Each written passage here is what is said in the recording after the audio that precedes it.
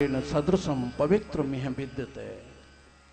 हे अर्जुन, इसीलिए इस ज्ञान के समान दुनिया में कोई पवित्र चीज नहीं है। इसमें कुछ करना धरना नहीं पड़ता। इस ज्ञान प्राप्ति के लिए हमें जो हमारी बुद्धि है वो इस बात को नहीं पकड़ रही है तो समझो कि हमारी बुद्धि में खराबी है, उसमें मैल लगा हुआ है। बस अब उस बुद्धि के मैल को हटाने के लिए ये जप तप साधन किए जाते हैं। साधक फिर साधन करे, उस साधन से उसकी बुद्धि पवित्र होगी और पवित्र होने पर ये बात फिर समझ में आ जाएगी। देखो, बहुत लोग ऐसा कहते हैं,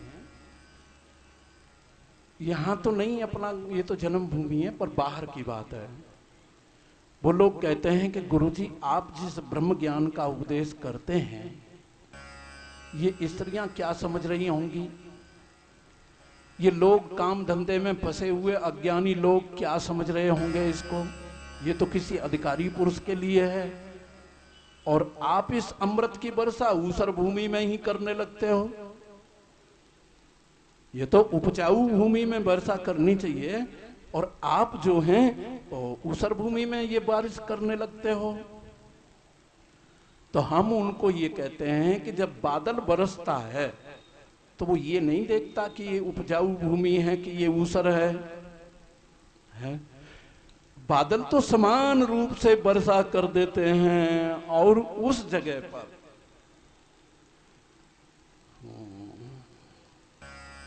कोई अधिकारी पुरुष मिल सकता है। इनमें बैठे हुए जो लोग इधर बैठे हुए हैं, इनमें मेरी जन्मभूमि मेरे क्षेत्र के लोग तो सभी ज्ञानी हैं, विज्ञानी हैं, पर मैं बाहर भी बोल देता हूं कि भाई इनमें भी कोई महात्मा हो सकता है, चाहे स्त्री रूप में हो कि पुरुष रूप में हो सकता है। और फिर मुझे तो ये सब महात्मा लोग ही दिखते हैं कि ये सिद्ध लोक से उतर करके इस पृथ्वी पर ये बच्चे बड़े का रूप लेके, स्त्री पुरुष का रूप लेके ये महात्मा लोग ही बैठ करके और अपनी कथा सुन रहे हैं। सुनाने वाला भी वही है और सुनने वाला भी वही है। तो ये ज्ञान बहुत ही पवित्र ज्ञान है।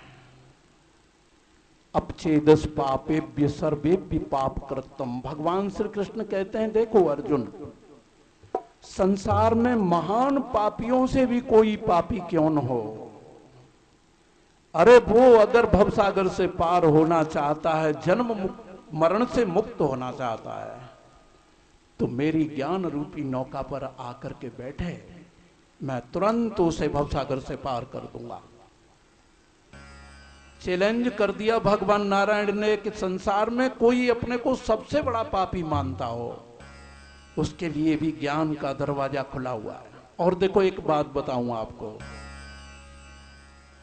एक स्वर्ग नाम का कोई लोक है, पुराणों में उसकी कथा आती है।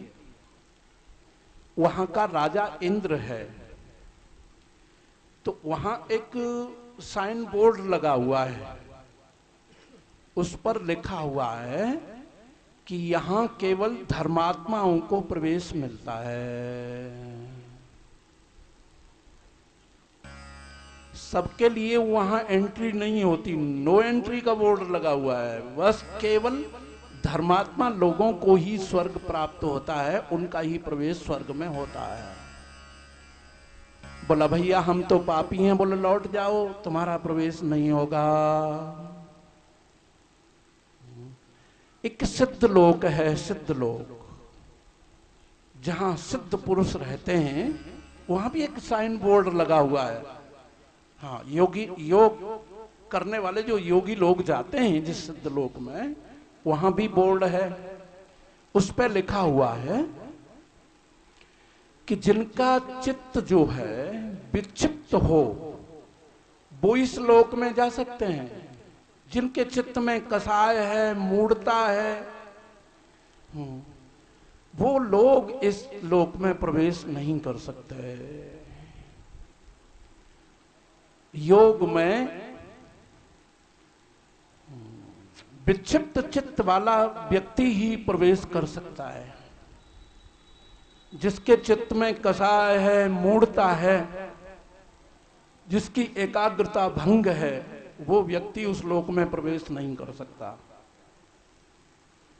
अच्छा, एक वैकुंठ लोक है जहां भगवान रहते हैं,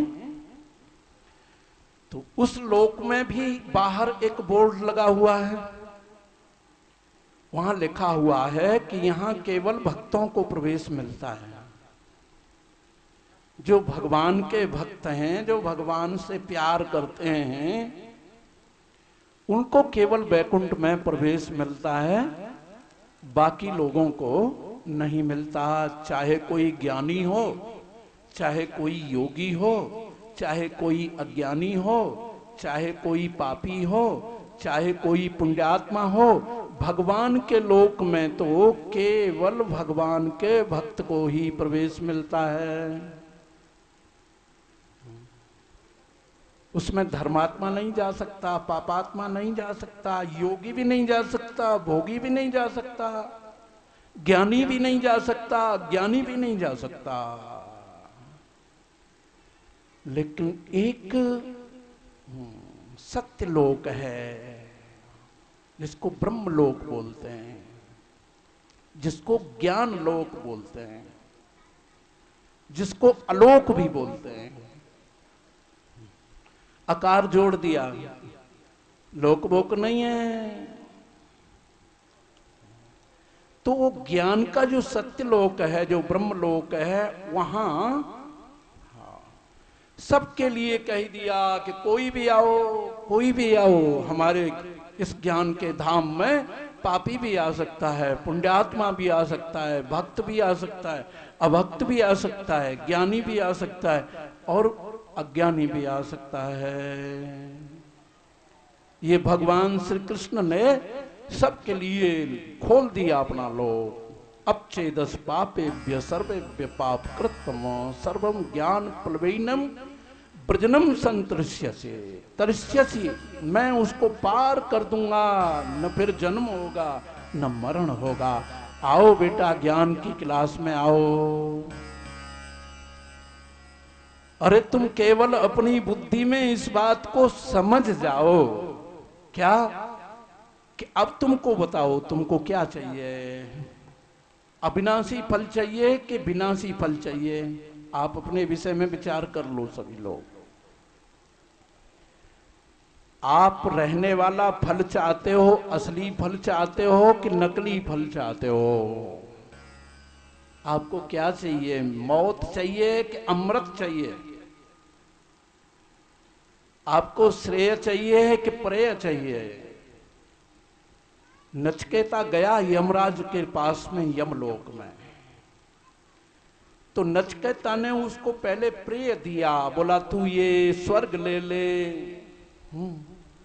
तू हीरा ले ले, मोती ले ले, सोना ले ले, चांदी ले ले,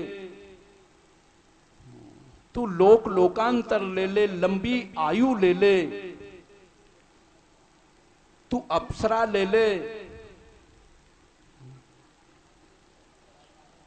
ये प्रिय वस्तु थी पहले। लेकिन नचकेता ने कहा कि बाबा ये सब मरने वाली वस्तुएं हैं, हमको मरने वाली वस्तु नहीं चाहिए, हमको अमृत चाहिए। हम श्रेय चाहते हैं, हम प्रेय नहीं चाहते। अर्जुन भी भगवान श्री कृष्ण के समक्ष पहुंचा। कार्पण्य दोषो पहत स्वभाव,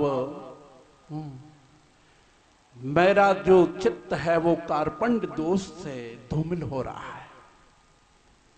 भगवान आप मुझे कल्याण का मार्ग बताओ।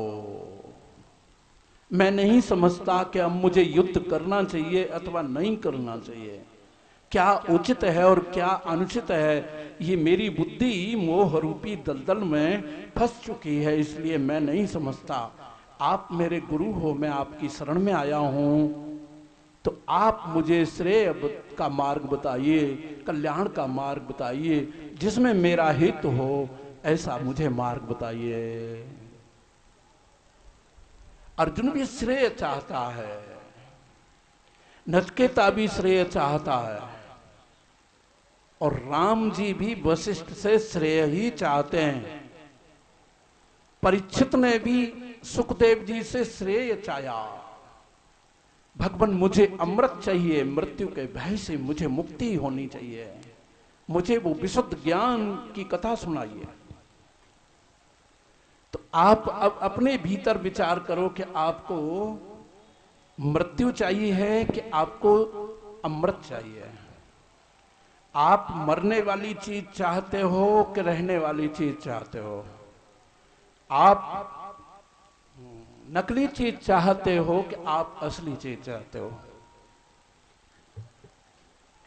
असली अगर चीज चाहते हो तो उसके लिए सुनीति चाहिए। सुनीति से प्यार करोगे तो तुमको असली चीज मिलेगी, अमृत मिलेगा, मोक्ष मिलेगा, अविनाशी मिलेगा, ध्रुव मिलेगा।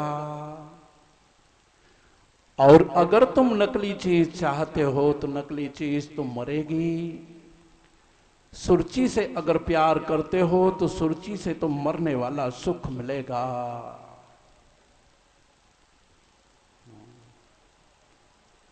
अच्छा, कि दोनों चाहते हो आप? नकली और असली दोनों मिल जाएं, दोनों को चाहते हो?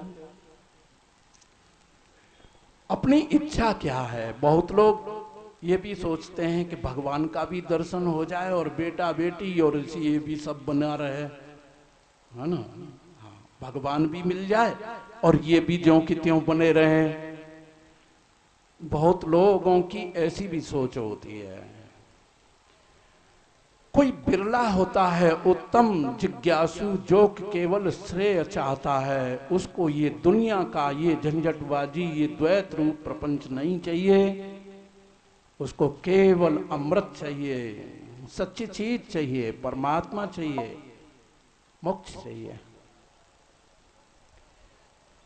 बोलिए श्री गोविंद भगवान की जय हो।